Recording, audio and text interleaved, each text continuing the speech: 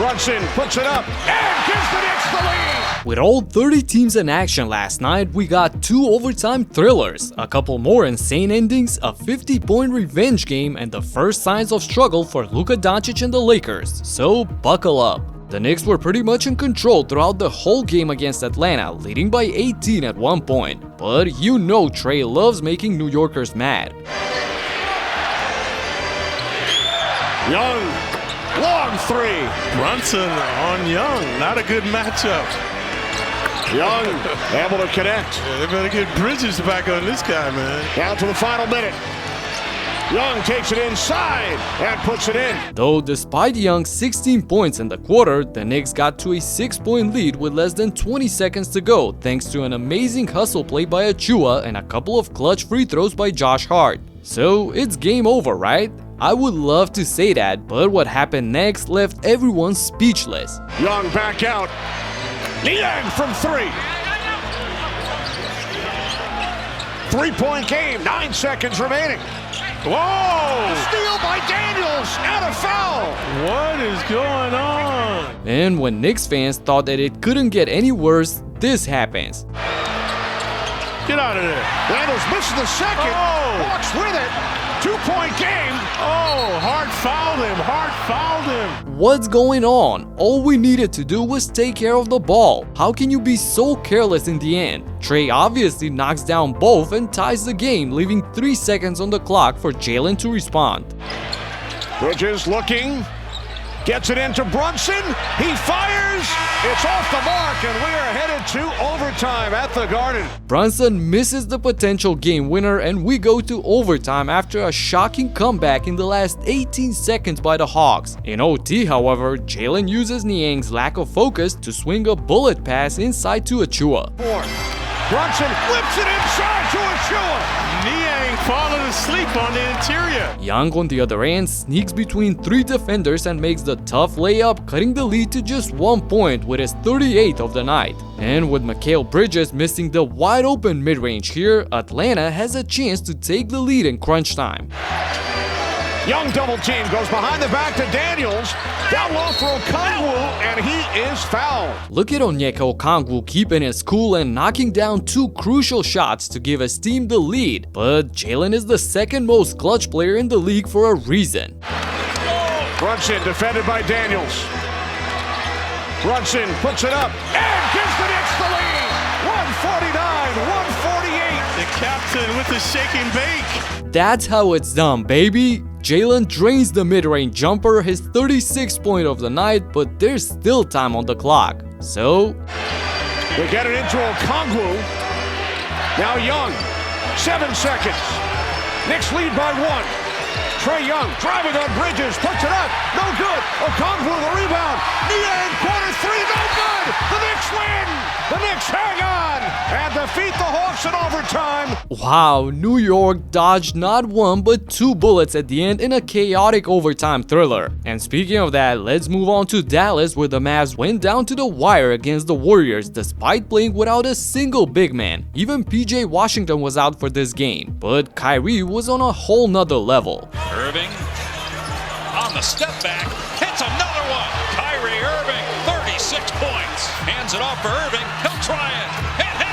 Irving was phenomenal in this game, 42 points on 60% from the field, including 7 threes for a 3-point Mavs lead in the clutch. And they played great defense on the other end, with Kessler blocking Jimmy's shot from behind. But Max Christie got double teamed at half court and Turns it over. Numbers for the Warriors. Moody hangs, missed it. Put back Butler. 1-point game. it's a 1-point game when Golden State has a similar situation after Draymond returns the favor with a block on Edwards. But Moody, on the other hand, can't hit the wide open 3, giving Dallas another chance to extend the lead. Christie, wide open. In and out of the 3. Marshall offensive rebound has it taken away. Golden State ball down 1.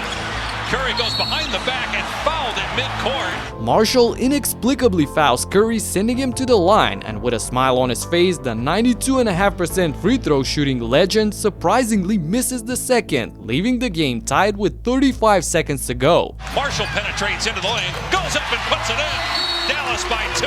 Timeout Steve Kerr. Najee Marshall redeems himself by hitting the go-ahead floater, and Jimmy Butler takes the responsibility at the end for his new team. But Butler drives into the chest of Irving. No whistle. Now they call it. Offensive foul on Butler. No whistle initially, and James Williams blew his whistle, said offensive foul, but Steve Kerr is going to challenge it. great positioning by Kyrie to draw the offensive foul, and all they have to do now is stay calm at the foul line. The former Laker found himself with that task and hits both free throws like it's nothing, continuing his solid all-around performance in the Mavs jersey. Podziemski's pass gets intercepted at the end as Dallas gets the win in another wild finish. And nobody expected the Bucks to have a fighting chance in Minnesota as they played without Giannis and Lillard. But in a shocking turn of events, led by Gary Trent's 21 and Kuzma's 19, they had a 5-point lead with less than 3 minutes in the game. With Ant having a miserable shooting night going 4 for 17 from downtown, Naz Reid was the go-to guy in the clutch. Edwards over to Reid. Reid, hard drive, the floater drops. Back to a one-possession game. Reid, fake the pass. Naz made you look. Edwards on the drive, out to Reid, 3-ball, corner pocket. Oh my goodness, Big Naz with a 7-0 personal run puts the Wolves up by 2 points. He's constantly improving every year, but Kevin Porter Jr. playing in only a second game for Milwaukee is not afraid of the moment. In the lane, got it to go. We're tied at 101. Edwards shakes off Porter nicely here, but still cannot get anything to drop. So with no alpha dogs on their team, Lopez, the most experienced guy on the court, takes matters into his own hands and gets fouled by Gobert inside. Brook cashes in on both shots from the foul line, putting the pressure on Minnesota. And for like the 100th time this season, we get to see this. Working on Porter, step back three. No! I really don't get it. The guy is the young superstar in the face of the team, but he's struggling all night long. Give the ball to the hot hand, or just try to get a decent shot at the end. Enough with the hero ball, it's totally unproductive. On the contrary, the Nuggets duo of Jokic and Murray was ultra productive last night against the Blazers. Murray tries another three. That's good too. Now Jamal Murray shaking his head. Murray's wide open for three. And he buries that one. 8 to shoot. Jokic against Klingon. Jokic turns, sophomore shuffle. Got it! Look at them toying with the defense. Nikola with a 26-point triple-double and Jamal with an explosion for a new career-high 55 points demolished Portland. And this comes just 2 days after their previous matchup in which Murray got ejected after some trash talk with the Blazers. It's safe to say that he took it personal. Up and under. Yes! Murray. Tough shot on balance. He gets another one. Murray sitting on 45. Jokic is near a triple-double. Murray left-hand layup is good. This is what happens when an NBA killer goes on a revenge game. And speaking of revenge, the Jazz really wanted to quiet down the noise around Luka Doncic and the beating they got just 2 days ago. So they came prepared last night. Lob underneath, nobody home. Nobody home. The lob and the jam finished by Kessler. Utah playing really inspired ball. And they've got another dunk. Lakers need a timeout. 9-4 and 2. Already back now to single digits. Clarkson. He has a three-pointer. Utah went on a 19-6 run, highlighted by a couple of electric plays by Walker Kessler on both sides of the floor. I guess the Jazz are happy they didn't let him go to the Lakers. Luka made some flashy plays in 23 minutes of limited time for 16 points and 4 assists on 46% shooting. Luka, three! Knock it down! Challenge. Luka, count if it goes! Go ahead and count it! But Doncic had 5 turnovers as well and looked kind of rusty with his passing and with his outside shot for the second straight game. He'll need some more time to adjust to the new surroundings for sure. Meanwhile, the home team had another amazing run in their sleeves. Against Achiuwa to the left. Up, off the glass, got the rim and in. Abracadabra bowler. 1, 2, 3. Out front, Keontae. 3, bang. Great bowler. JC drives, glass, put it back, walk. Amazing. Oh, that's fun basketball. The Jazz, with a monster 22-2 stretch, blew the game open, catching a 25-point lead. Markkanen with 32 and Jordan Clarkson with 21 points did most of the damage, making room for Bronny to get down and dirty in the final period. James Parks in the corner, the three, good. Oh, it's really stat time. The young players developing on the fly. It's a really nice game. Filipowski did a great job putting the pressure on Bronny James. Junior had himself a quarter with 9 points on 75% efficiency, totally outplaying Podcast P, for example, who scored just 2 points on 1 of 7 shooting in 36 minutes of action. Damn, PG really fell off badly. Building this back to a 5-point lead. George, tough one, too strong. The Sixers suffered their 5th loss in a row as the total collapse is nearing for this team in my opinion. Meanwhile, the Thunder are storming through the league. Last night, the Heat, despite having the lead for 36 minutes, got cooled off instantly in the final period. Start the fourth quarter here, SGA on the floor. Dort had the feet set, the high arcing three.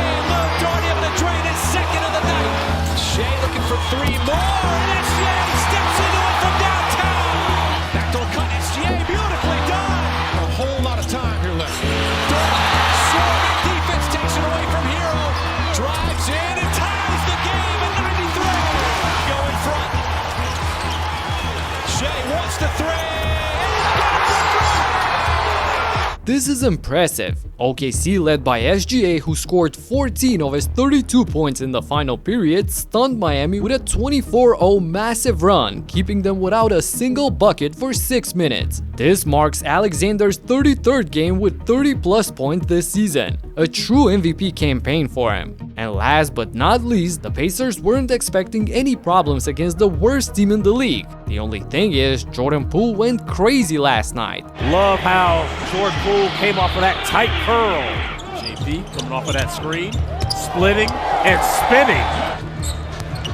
Poole get downhill, beautiful finger roll. It was pool party in Washington as Jordan counted to 42 points, but the Pacers tightened up the screws in the fourth and made it a ball game at the end.